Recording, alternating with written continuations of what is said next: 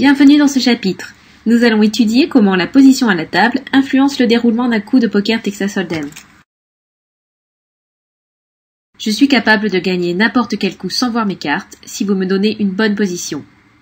Cette citation est une citation de Doyle Brunson, une légende vivante du poker. Mais qu'est-ce qu'une bonne position au poker Texas Hold'em ? Par rapport à notre cours débutant sur les positions de base, nous avons rajouté quelques positions supplémentaires à connaître.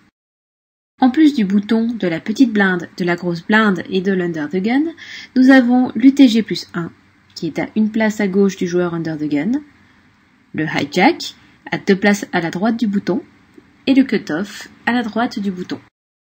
Le principe de base est simple à comprendre. Plus je parle tard, et plus ma position est sûre.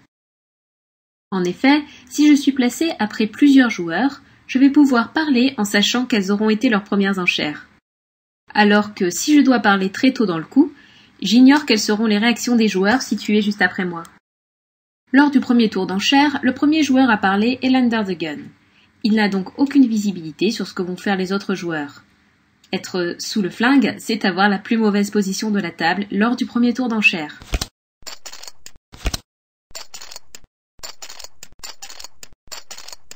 Lors des tours d'enchères suivants, le premier joueur à parler est la petite blinde.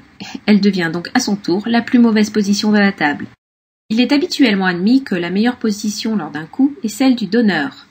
En effet, celui-ci parle tardivement lors de tous les tours d'enchères, et ce, sans avoir à placer un seul jeton sur la table au début du coup. Vous vous souvenez de notre cours 2.1 sur la sélection des mains de départ ? Eh bien, il est maintenant temps d'apprendre à moduler les conseils donnés dans ce cours en fonction de votre position à la table. Plus vous parlez tard, et plus vous pouvez